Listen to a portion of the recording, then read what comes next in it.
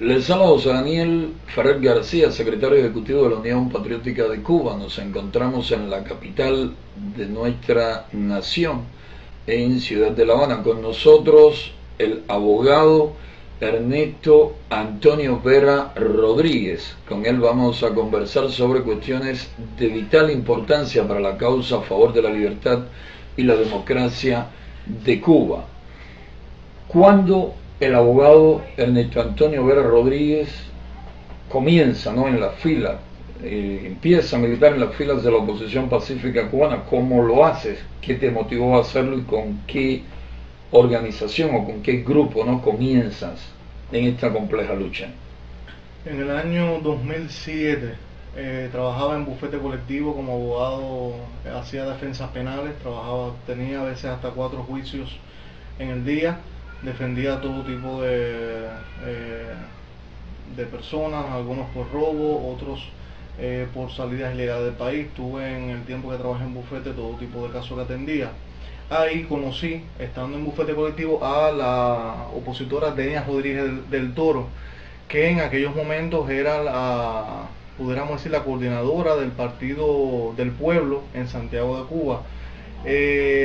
A través de ella comienzo en la oposición, pero lo hice de una forma casi anónima, sin mucha publicidad. En aquel momento yo trabajaba todavía para el gobierno y lo que hacía era escribir con el seudónimo de Antonio Guiteras para el boletín Los Pinos Nuevos, y ahí salieron varios artículos con este seudónimo. Ese Antonio Guiteras era yo. Participé en algunas actividades en la catedral, sobre todo en los días 28 de octubre, pero nunca tuve ese protagonismo en ninguna de las actividades que se realizaron. Sí apoyaba al Partido del Pueblo de todo tipo de formas, de varias maneras. Yo apoyaba incluso logísticamente a Denia Rodríguez del Toro. Ahí es cuando yo comienzo en la oposición, en el año 2007. Luego comenzaste también, o empezaste a tener relaciones con otros grupos opositores. Hidalmi Núñez Reynosa trabajó o le ayudaste también, ¿no?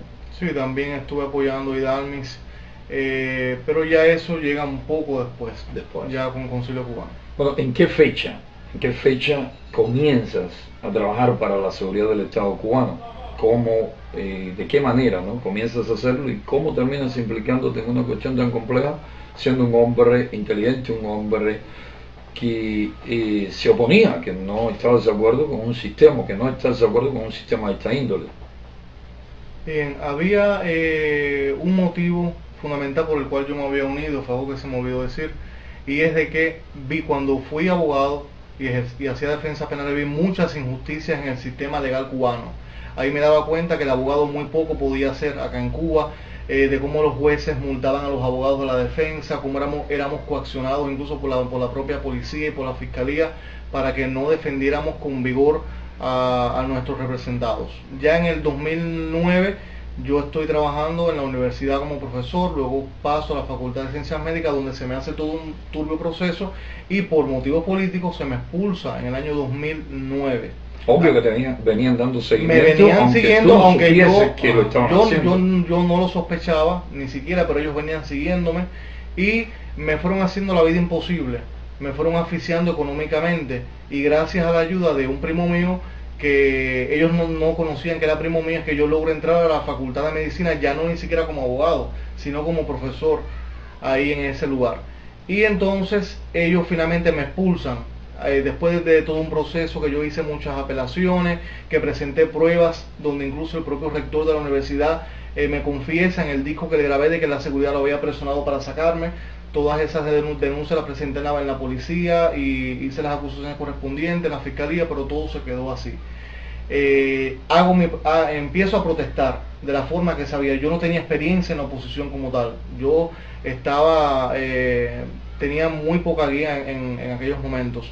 Hice algunas protestas públicas frente a la fiscalía, luego hice una huelga de hambre, perteneciendo todavía al Partido del Pueblo, y cuando ya termina esta huelga de hambre es que comienzan ellos a contactarme, pero lo hacen de una forma que yo no sabía que era la seguridad del Estado, sino que se hacen pasar por Guillermo Espinoso, que era Guillermo Espinosa, que me estaba llamando por teléfono y sostienen algunos encuentros conmigo. Me decían de que yo no podía revelar nunca de que era Guillermo Espinosa, que tenía que hacer todo con mucha discreción porque era un amplio movimiento que pensaba hacerse en Santiago de Cuba llamado 30 de noviembre. Yo no conocía nada de eso. Y nos encontramos en lugares públicos. Luego eso me llamó la atención porque tiene que ser en el Hotel Santiago, en ese tipo de lugares. Y lo que no sabía era que me estaban grabando, me estaban filmando todo el tiempo. Y el oficial que estaba haciendo eso era el oficial que se apoda por Carlos, que se llama Álvaro Ramos, creo. Era el oficial que se entrevistaba conmigo públicamente. Luego esos videos son utilizados para chantajearme, es decir, para cuando ya yo comienzo en la oposición, que allá sigo mi propia línea, es cuando yo fundo la Biblioteca Independiente de Uso María Loinás, cuando me llaman del exilio para que yo fuera el coordinador en la región oriental del Concilio Cubano. Cuando ya ellos ven ese potencial, las cosas que se iban a hacer, utilizan esos videos y otras amenazas para chantajearme, para obligarme a que yo trabajara para la seguridad del Estado. Ese es el motivo, es decir, es el chantaje y es la amenaza. No solamente mostrando unos videos que afectaban mi dignidad, para yo era alguien que comenzaba en la oposición. Yo no era una persona ya establecida, una figura establecida que podía desmentir. Yo comenzaba. Ellos me amenazaban de que iban a mostrar esos supuestos videos donde yo estaba conversando con ellos para demostrar de que yo era de la seguridad del Estado. Tú fuiste progresivamente víctima de uno de los tantos mecanismos que la policía política emplea para quebrantar o comprometer a un ciudadano. Empecemos porque te empezaron a hostigar y a hacer la vida imposible laboralmente, es decir, privándote hasta del sustento. Logra a través de un familiar entrar a la facultad de medicina como profesor y allí también te hacen la vida imposible. Y luego, en un momento en que estás en una situación bastante difícil, como es una huelga de hambre, incluso sufres algo que no mencionaste ahora, pero que yo conocí al salir de prisión, es que alguien de la oposición te pone en una situación muy compleja, expulsándote de la fila del partido en ese momento, o del grupo, ¿no? En ese momento. Sí, justamente porque además de esto, quiero decir de que hay algo muy importante que decir. Por los motivos que se me expulsa del Partido del Pueblo no era porque mi huelga fuera falsa, puesto que el médico que me atendía diariamente y me hizo los análisis fue llevado por el propio presidente del Partido del Pueblo, que en aquel momento era o es Carmelo. Él es quien lleva ese médico. El médico lleva todos los análisis que demuestran que yo estaba en un estado crítico para los días que llevaba de huelga de hambre. Se me expulsa por el siguiente motivo y lo dijo así Carmelo públicamente en la resolución de la expulsión, porque yo estaba incitando a los activistas a que fueran más activos, valga la redundancia, con mi huelga, a que protestaran en las calles, a que le hicieran a saber al pueblo de que yo estaba en huelga de hambre, y según él, eso era una indisciplina y conllevó a mi expulsión del Partido del Pueblo. Al yo quedarme desprotegido, no tenía ninguna, era un desconocido en aquellos momentos, es que la seguridad del Estado se aprovecha y es cuando ellos entran en acción inmediatamente. Ya posteriormente yo me doy cuenta, ya cuando aparece Guillermo Espinosa, el real Guillermo Espinosa, ya casi 2 semanas después de estos videos que me habían filmado. ¿Cómo aparece? Aparece diciéndome de que quería contactarme porque él era director de la Aplopres y se estaba interesando en el caso mío y quería entrevistarme. Ya ahí es cuando yo me di cuenta que era la seguridad del Estado. Y es cuando tenemos el primer encuentro, el que era teniente coronel Dorquis, en el edificio 18 plantas, en el 3er piso. Ahí tenemos en nuestro primer encuentro, donde él se muestra muy bondadoso al principio, cuando yo le digo ya de que yo nunca sería de la seguridad del Estado, nunca militaría con las mismas personas que me expulsaron de mi centro laboral y que me trajo tantas afectaciones emocionales y económicas también. Ellos me dicen de que yo iba a trabajar con ellos por mi inteligencia y por otras cosas, a las buenas o a las malas. Y empiezan a hacer todo tipo de chantajes con mi madre, que la podían matar, que podían matar a mi mamá. Yo soy hijo único, es importante que se sepa, yo no tengo familia, no tengo padres, no tengo hermanos, somos mi madre y yo solamente. ¿Tu padre fallecido? He fallecido ya hace años. Y que ellos iban a atentar contra la vida de mi madre, iban a sacarla del trabajo, iban a dejar, que ellos no sabían de dónde yo me iba a mantener. ¿Qué te mueve? ¿Qué te mueve a hacer en estos momentos pública esta compleja historia y por qué con la Unión Patriótica de Cuba? ¿Por qué con la UNPACU? Bueno, Es muy difícil para mí lo que yo estoy haciendo ahora. Es muy difícil, pero por primera vez, y aunque sea paradójico decirlo, y a pesar de todas las presiones que siento ahora en estos momentos, me siento libre. Y esa es la confesión. El que es cristiano lo sabe. En el momento que te estás confesando sientes vergüenza, y la siento ahora y la siento cuando lo conversé contigo ya anteriormente. Pero la confesión tiene algo, y es que obra el milagro de que tú te sientes libre. Y la confesión me hace libre, y por eso yo estoy aquí hoy. Y estoy con Lompacu porque precisamente la seguridad de Estado dirigió siempre el trabajo contra Lompacu. Es decir, mi misión dentro de la seguridad del Estado fue desprestigiar, desacreditar a la organización más importante en la oposición que tiene hoy el país, para luego aniquilarte políticamente. Esa era la misión mía y la misión que yo tenía a través de La Voz de Oriente en un principio, y luego a través del blog mío, Ernesto Vera. A nosotros nos consta, porque nosotros también hacemos nuestra labor de inteligencia, que tú nunca hacías de buena gana lo que tú estabas haciendo.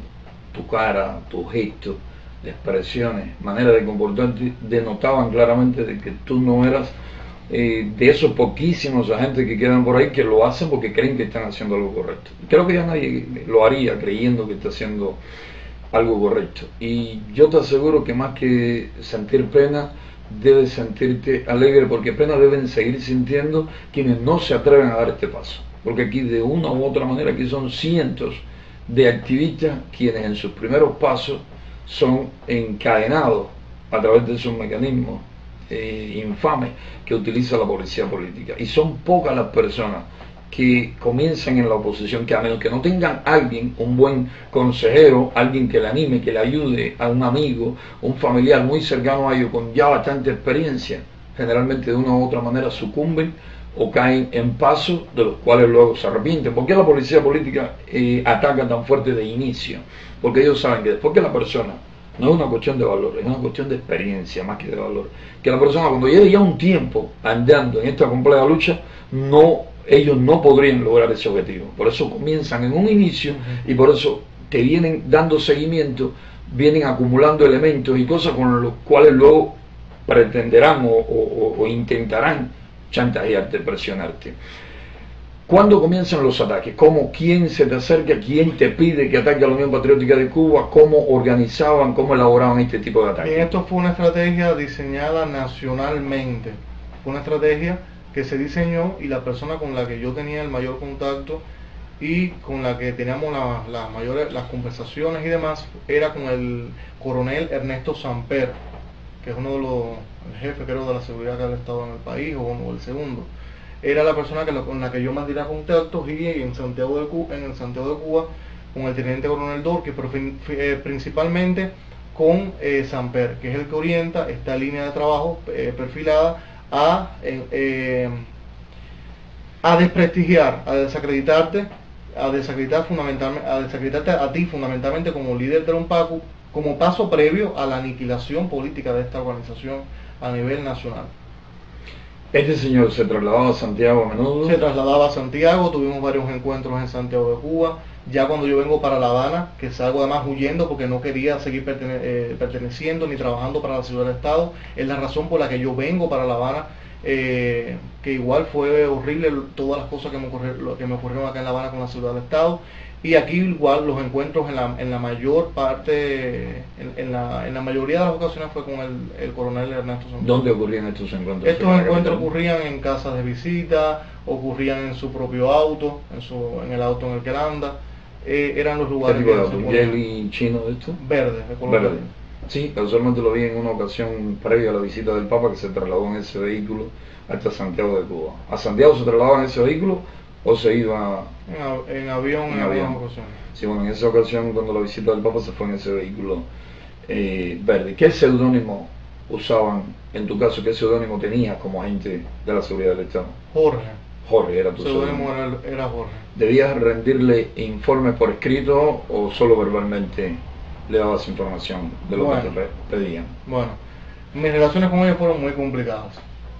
Muy complicadas porque ellos sabían que, de hecho, ya ellos me decían a la mitad, han sido 4 años ya desde el segundo año ya ellos me decían de que ellos estaban conscientes de que yo era un opositor, pero a ellos no les importaba la forma en que yo pensara, pero lo que les interesaba era que yo ejecutara sus órdenes y sus orientaciones, que no les importaba la forma en que yo pensara.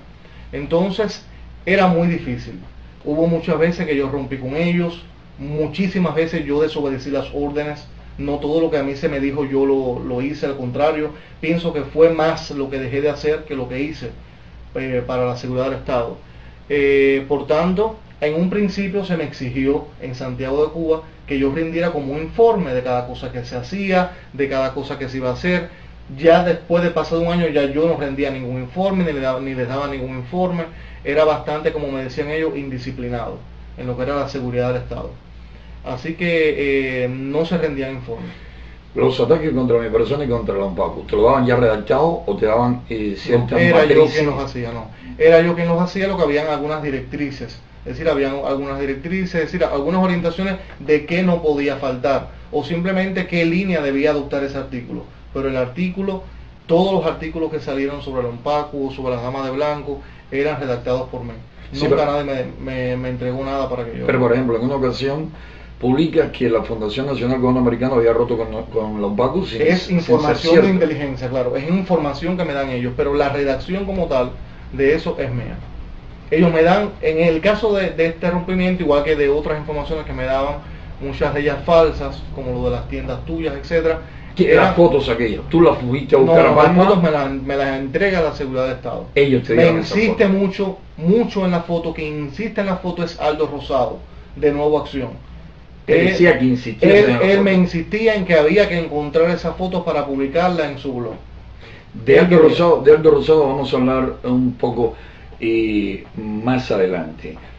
Háblame de otros oficiales con quien tuviste contacto por esos años, en estos 4 años, además del teniente coronel Dorqui, el teniente coronel o coronel Ernesto Samper. También había un mayor llamado Cristian, de acá de La Habana, que tuve varios contactos con él. También en Santiago de Cuba tuve contacto con Alejandro, que es el jefe de enfrentamiento, era el jefe de enfrentamiento allá en Santiago de Cuba. Esas fueron las personas con las que más... Plutín, Alexander... Con Plutín tuve encuentro en una ocasión y con el teniente coronel Alexander tuve varios encuentros. Es el que está ahora al frente de lo que ellos llaman enfrentamiento. Sí. Con ese que has tenido algunos fuertes diálogos a raíz del rompimiento tuyo.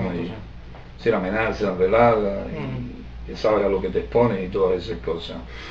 Me mencionabas a Aldo Rosado. Durante todo este tiempo hemos visto que cuando escribías algo y salía en tu blog, inmediatamente personas como Aldo Rosado lo reproducían en Nueva Acción y no se cansaban de citarlo, de reproducirlo constantemente.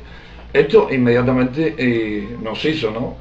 Dedicarnos a analizar el porqué de todas estas cosas, y las conclusiones a las que llegamos a los pocos es que toda esta cuestión era parte de todo un engranaje movido por la inteligencia del régimen. ¿Cómo es posible que Aldo Rosado, es decir, se empecinase tanto en publicar estas cosas sin tener la más mínima certeza de que fuesen reales? ¿Por qué insistía tanto? ¿Y por qué en aquel programa televisivo que ahora le está retando para que se vuelva a repetir un programa como aquel, porque él cree que va a salir muy bien parado de esta situación? Está bastante confuso para eso, lo están confundiendo quienes lo dirigen desde Cuba.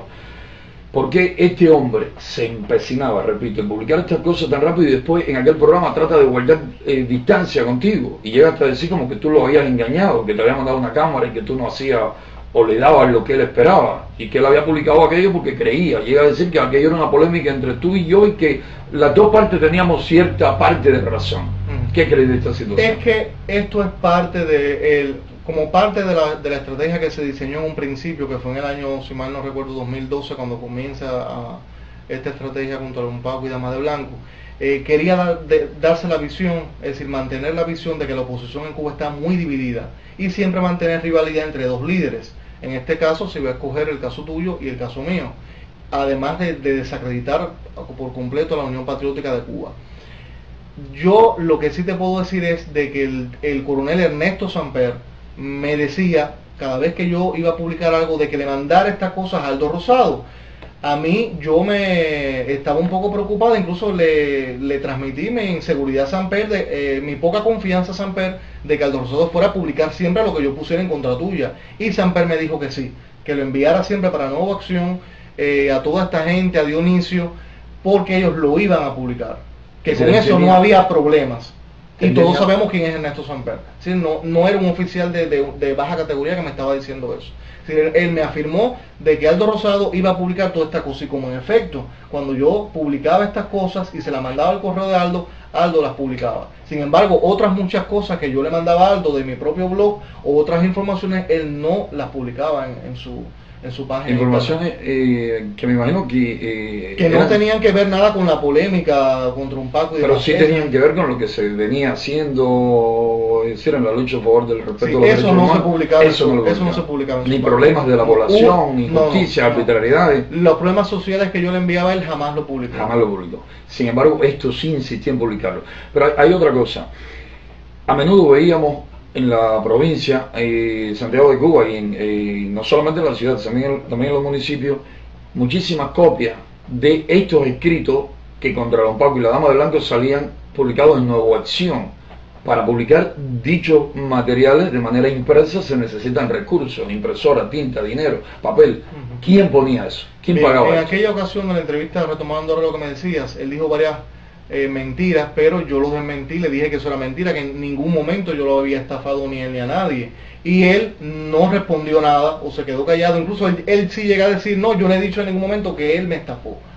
Él estaba muy nervioso porque él tiene mucho miedo a todo lo que yo puedo decir, a todas las cosas que yo sé sobre Nueva Acción y sobre el trabajo al cual él viene dedicándose. Por eso él estaba tan balbuceante en esa entrevista. Ahora bien, hay que deslindar algo.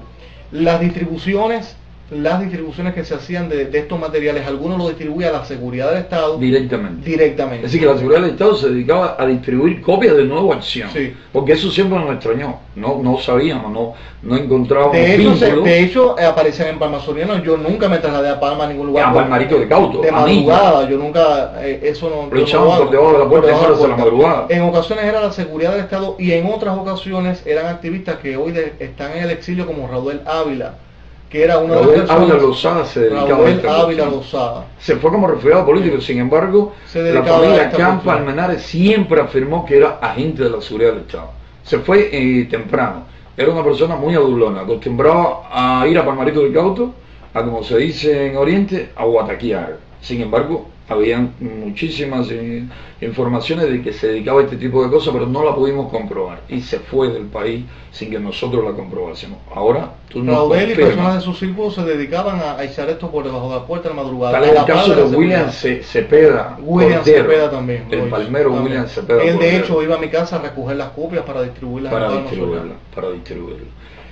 También hemos visto como personas que para nosotros, sin ninguna duda, son personas comprometidas con la seguridad del Estado, en momentos críticos para ellos, porque nosotros decidíamos expulsarlos de nuestras filas o publicar de que estaban comprometidos con la seguridad del Estado, inmediatamente aparecían en tu casa, iban buscándote. Entonces siempre hemos tenido la duda, tú lo localizabas, lo buscabas, cómo ellos llegaban a ti, te decían si te lo iban a enviar, cómo era todo este proceso, qué había en toda esta cuestión. Bien.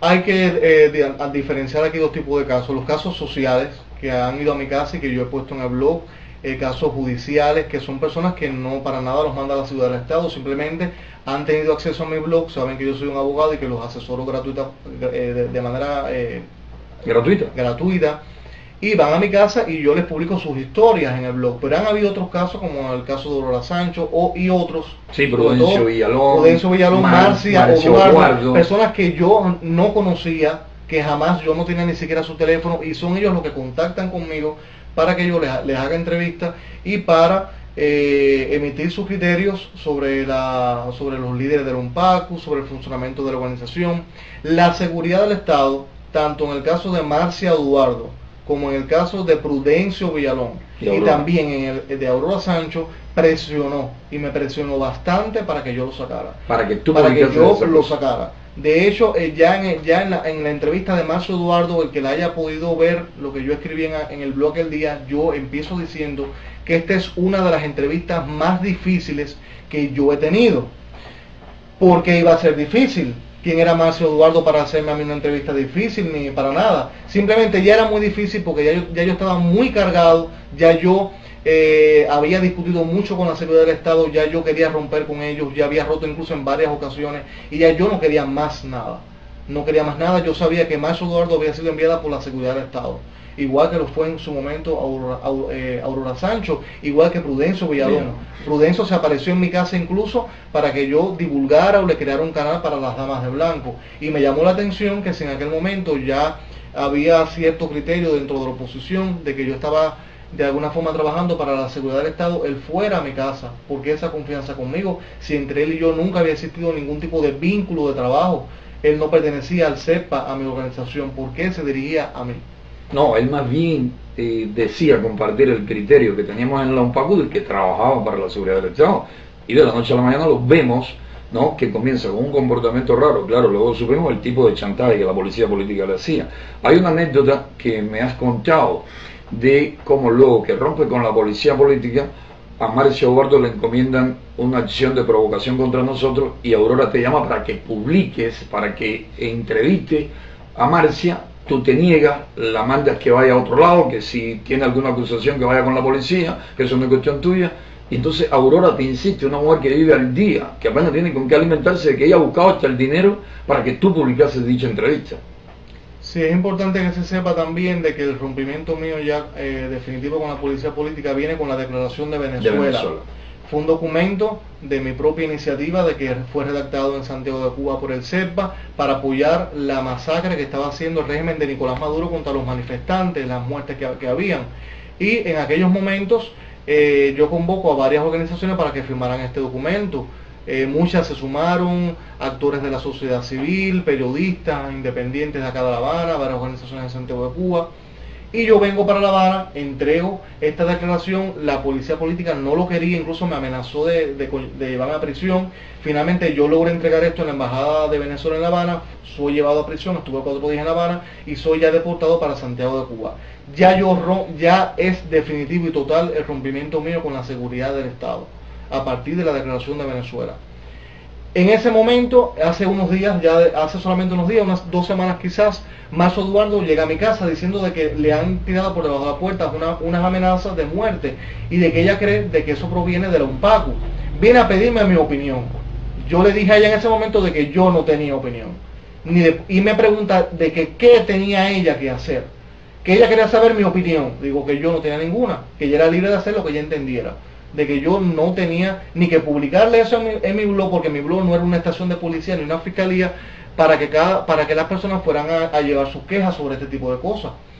Entonces ella me dice de que ella iba a ir a tu casa a retarte, de que ella iba a ir a un Paco a retarte. Yo le digo, bueno, pero ¿y tú te sientes realmente amenazada? Porque la persona que se siente amenazada no va a donde está la persona que le está amenazando, para que tú vas a ir ahí. Y dice, no, yo sí voy a ir para allá. Y te voy a llamar desde en casa de Aurora para contarte lo que pase. Y ella se va de mi casa y ya como a las 2 horas o 3 horas me llama Aurora y ella para contarme lo que había ocurrido. Y que estimaba yo de que si procedía a hacer una denuncia ante la estación de policía.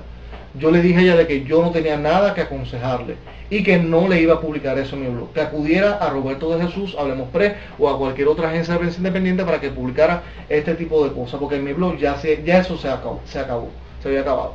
2 horas más tarde me llama Aurora Sancho para preguntarme que cuánto dinero me hacía falta para yo publicar esa entrevista completa a Marcio Eduardo en internet, que ella iba a buscar el dinero para dármelo, para que yo accediera a internet, porque ya yo le había dicho de que no tenía dinero para publicar otras cosas que eran más importantes, que estaban mucho antes que eso yo no deseaba publicarlo, no era de interés periodístico.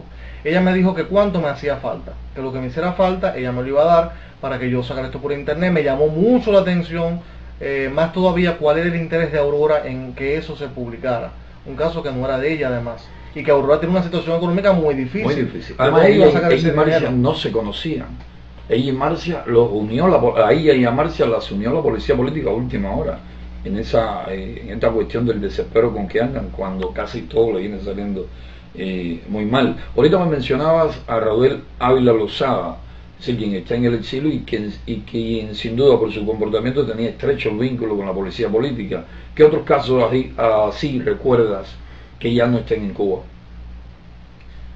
Al que más recuerdo es a Raudel, también a Lilita y Eduardo. Sí, El caso de la Maya. de la Maya. Eduardo Torres. Y María Sí. del Carmen Samé. Ajá, mi María María del Carmen Pilar. Samé, del Pilar Samé, pero que todos la conocemos como Lilita, eran de la Maya. Lilita. El caso de Lilita es el más llamativo de todos, o uno de los más llamativos. ¿Por qué? Porque Lilita me ha pasado varios mensajes que los tengo guardados en mi celular en el día de hoy, casualmente de ayer, amenazándome, diciéndome que ella no concebía que yo estuviera dialogando con Lompacu, conversando con José Daniel Ferrer, que ella podía creer cualquier cosa menos eso. Nunca me había escrito desde que se fue al exilio, jamás me escribió a mi correo electrónico. Me escribe 12 correos en total, tengo en mi celular mensajes de ella, todos diciéndome lo mismo, que no podía creer eso, que eso para ella era lo último, que cuestionándome, porque nosotros estábamos trabajando, monitoreando las violaciones de los derechos humanos que ocurren contra Lompacu y las damas de blanco. Para nosotros es un hecho de que el G2 cubano tiene una extensa red diseminada por territorio de los Estados Unidos y que muchos han ido como refugiados políticos, pero también tenemos casos que no tenemos pruebas para acusarlos de ser parte de la inteligencia castrista, de trabajar para la policía política o para el G2 castrista. Y a veces creemos que es una cuestión de rivalidad, de envidia, y hacen tanto daño por su afán de mentir, de calumniar, de ponerle zancadilla a quienes estamos de una u otra manera avanzando, ¿no?, en esta lucha tan necesaria para el pueblo cubano. ¿Quiénes mencionarías, si te pregunto, personas exiliadas que mostrasen muchísimo interés en los ataques que por órdenes de la policía política tú escribías para Lompacu? Bien, de este caso y de esta polémica tan suscitada entre Lompacu, el CEPE, es decir, entre José Daniel Ferrer García y yo, sacó provecho muchísimas personas, no solamente la seguridad del Estado, sino otras organizaciones en el exilio que manipularon este caso y se aprovecharon. Incluso puedo citar el caso de Magdelivia Hidalgo, de la Flamur. Quiero decir que Magdelivia era una de las personas que me apoyaba monetariamente todos los meses, siempre y cuando salieran ataques contra Lompacu. Desde el momento en punto que ya yo ceso los ataques o que los ataques disminuían a través del blog, ya ellos no hacen ningún tipo de recarga a los teléfonos, no mandan ningún tipo de ayuda. En el mismo caso de Magdelivia hay muchísimos otros que pudiera citar, como es el caso también de Heiser Conde, etcétera. Son muchos que en un momento determinado, mientras había ataques contra Lompacu, apoyaban, pero después que cesaron estos ataques, ni contestan siquiera los mensajes que yo les envío, saludándolo, dándole buenos días, ni siquiera los contestan. Sin embargo, en el pasado apoyaban, a veces sin razón para hacerlo, ya fuera por un proyecto fantasma, uno se daba cuenta de que realmente la ayuda no llegaba por el proyecto tal, sino era simplemente porque le estaban sacando ganancia a las calumnias que se vertían en el blog. Hay una cuestión que es bastante llamativa. Sabemos que la inteligencia castrista es bastante hábil en estas cosas. Y si creyesen que estas personas y su grupo representan de verdad un serio problema para la dictadura, ellos hubiesen utilizado las llamadas telefónicas, los contactos de estas personas contigo para darle algún tipo de golpe, y sin embargo se lo callan completamente. Es decir, les satisface grandemente por una u otra razón que estas personas actúen de esa manera mezquina, que calumnien, que ataquen o que premien, animen a otros a que calumnien y ataquen a la Unión Patriótica de Cuba. Yo te preguntaría, porque en los días que venimos conversando, llevamos más de 20 días conversando, y esto es bueno para Alto Rosado, esto es bueno para el G2, que mientras ellos andaban moviendo desesperadamente sus fichas, nosotros hemos venido preparando una serie de asuntos que culminan hoy con esta entrevista, que quizás no salga con la calidad requerida porque no estamos ni siquiera en nuestros modestos estudios, en el lugar donde acostumbramos a filmar, estamos bien lejos de Santiago de Cuba. Tú también tienes un trabajo realizado con la experiencia de años allí en Santiago de Cuba, y quizás en Santiago de Cuba pudiésemos hacerlo con mayor calidad. De hecho, agradecemos grandemente a los hermanos, a las personas que nos han facilitado el lugar, y hasta las luces estas que estamos usando ahora para podernos ver ante cámara. Por la experiencia que he visto que tú has adquirido, tu inteligencia, las habilidades que tienes, yo te preguntaría algo, me gustaría saber tu opinión. ¿Qué crees que le hace más daño a la lucha pacífica a favor de la democratización de Cuba? ¿La represión bruta, que tan a menudo se da, golpiza, prisión, tortura, persecución constante, amenazas, hostigamiento, o esta labor de inteligencia? ¿O ambas combinadas? ¿Qué cosa hace más daño? Pienso que lo que más daño hace, mi experiencia ya como agente agente de la ciudad del estado que fui durante 4 años, lo que más resultado le ha dado a ello es la combinación de ambos métodos, el represivo y el desacreditar. ¿Por qué?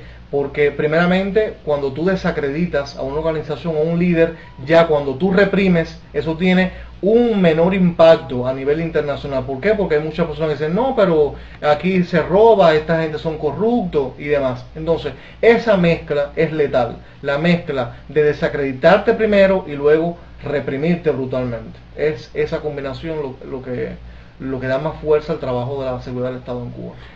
¿Eres consciente? Esta pregunta siempre acostumbro a hacerla, ¿no? Porque nos gusta quedar convencidos de que la persona que da este tipo de paso tan serio, tan complejo, está clara de lo que está haciendo. ¿Eres consciente del riesgo que implica para un aparato represivo tan vengativo como el del régimen castrista el paso que has dado? ¿No temes que hayan mayores ataques contra tu persona, represalias incluso graves contra ti, contra algún familiar? Me dijiste anteriormente que tu única familia es tu madre, y me hablaste también en cierta ocasión de un accidente que sufrió tu madre que fue muy Un dudoso. accidente que supuestamente fue un accidente, pero que sabemos que fue provocado por la policía política allá en la carretera que conducía al aeropuerto. Justo cuando me llamé iba a llevarme, yo estaba en el aeropuerto, unos documentos muy importantes que yo debía traer para La Habana.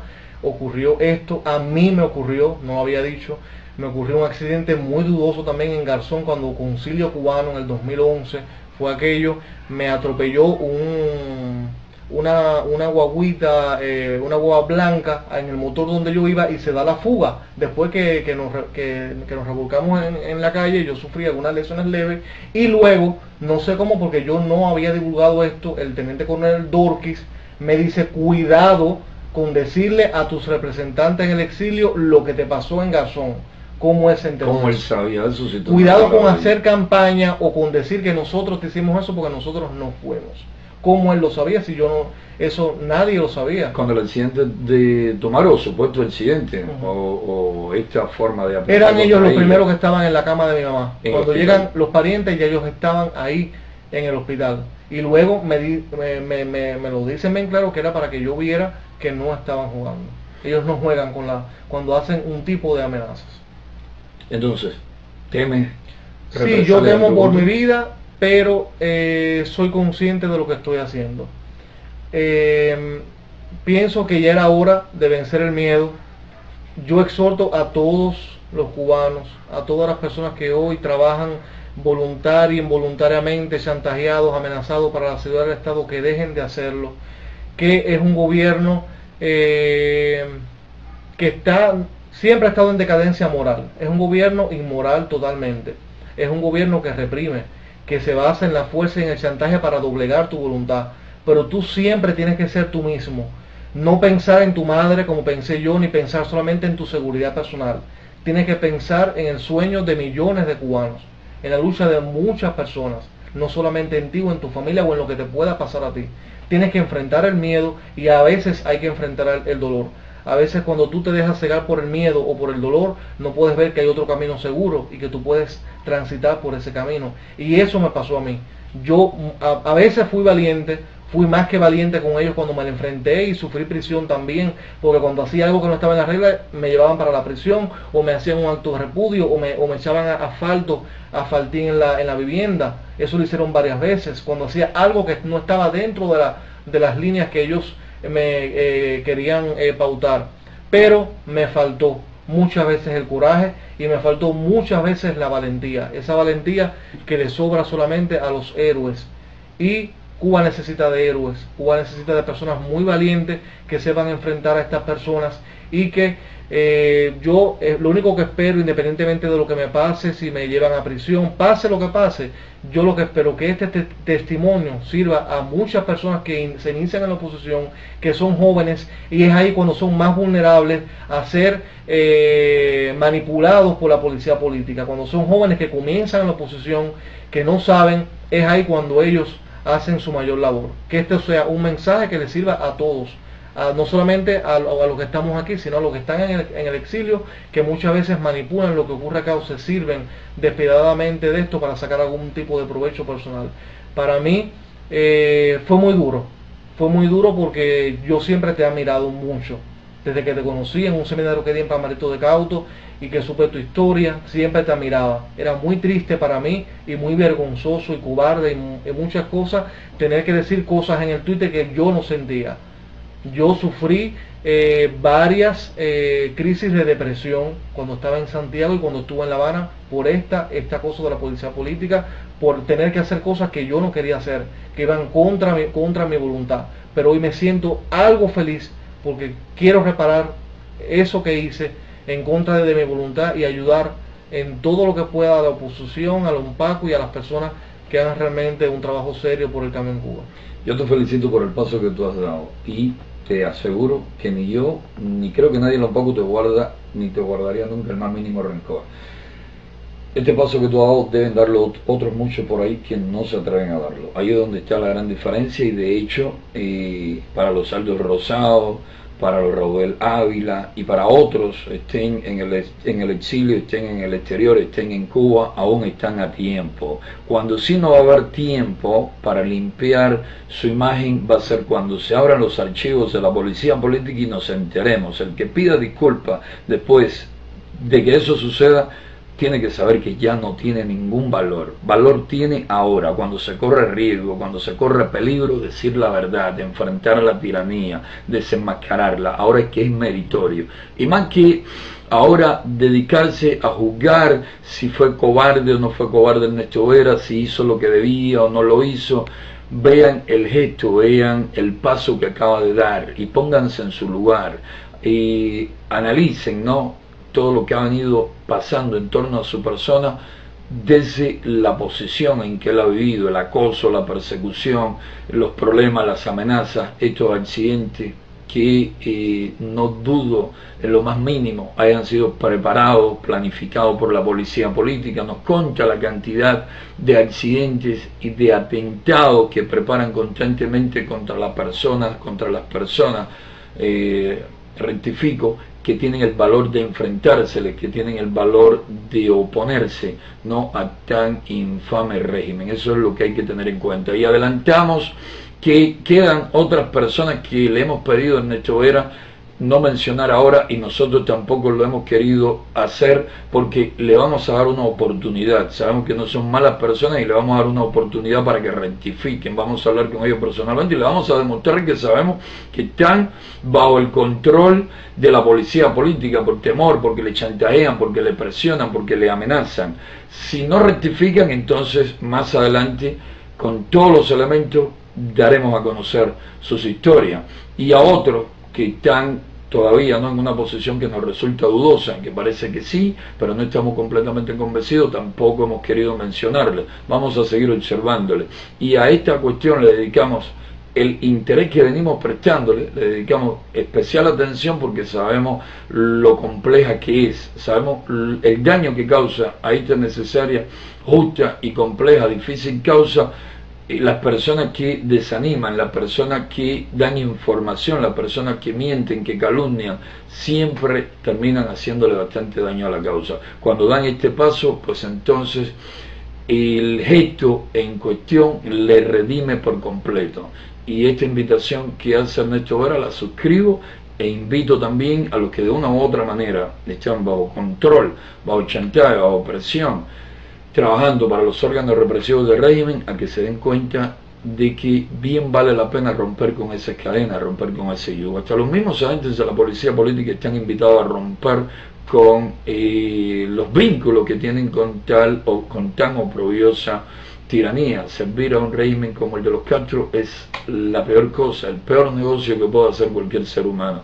Cuando terminen huyendo con todo lo que le han robado al pueblo cubano para asegurar el futuro de millonarios, de sus hijos, de sus nietos, de sus tataranietos, cuando escapen no van a dejarle a sus esbirros ni siquiera lo necesario para que se hagan una cirugía plástica y se cambien de identidad. Aquí todo el mundo va a saber quién le hizo daño. De ahí, repito, mi insistencia en que están a tiempo, todavía pueden rectificar.